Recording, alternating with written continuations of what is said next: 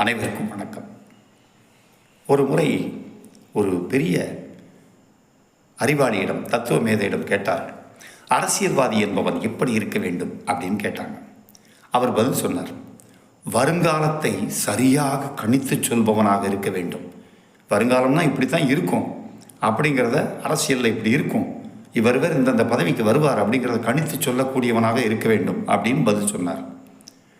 இந்த கேள்வி கேட்டவர் திரும்பவும், ஒருவேளை அது தவறாக போய்விட்டால் அப்படின்னு கேட்டார். அதுக்கு இவர் பதில் சொல்றார், அது ஏன் தவறாக போனது என்பதற்கான காரணத்தையும் சொல்ல வேண்டும் அப்படின்னார்.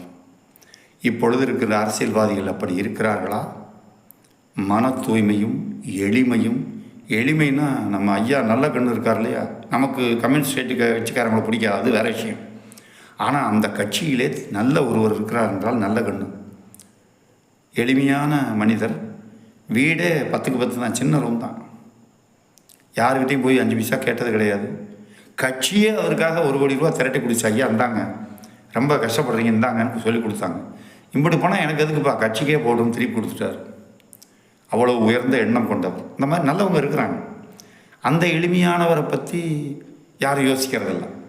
அந்த எளிமையான நல்லவருக்கு வாக்களிப்போம்னு யாரும் யோசிக்கிறதில்ல. ஆடம்பரமாக 100 கார்களில் வர்றாங்க. அது எல்லாமே உங்களிடமிருந்து, மக்களிடமிருந்து திருடப்பட்ட பணம். 350 கோடி ரூபாயில் வீடு கட்டுறாங்க.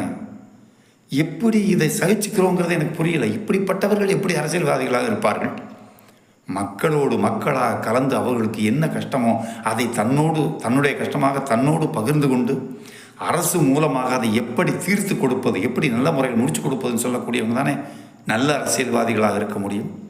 அப்படிப்பட்ட அரசியல்வாதிகள் ரொம்ப ரொம்ப குறைஞ்சிக்கிட்டே வர்றாங்க, ரொம்ப ரொம்ப குறைவு. உத்தரப்பிரதேசத்தில் முதலமைச்சர் இருக்கிறார், அவர் கொஞ்சம் எளிமையாகவும் இருக்கார். சுற்றுப்பயணம் போகும்போது குழாய் அடியிலேயே தண்ணியை பிடிச்சிட்டு அவர் வாட்டுக்கு போகிறார். அவ்வளோ எளிமையாக இருக்கார். மினரல் வாட்டர் கொண்டாங்க, கேரமனில் கொண்டு வந்து வைங்க அப்படின்லாம் பந்தா பண்ணுறதில்ல. கிடைக்கிற இடத்துல அடிவைப்பில் இருக்க தண்ணியை குடிச்சிட்டு போயிட்டுருக்கார்.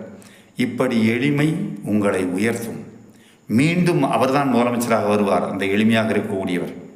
அதை போல எளிமை நம் நாட்டில் வருமா? மக்களுக்கே இந்த கேள்வியை விட்டு விடுகிறேன்.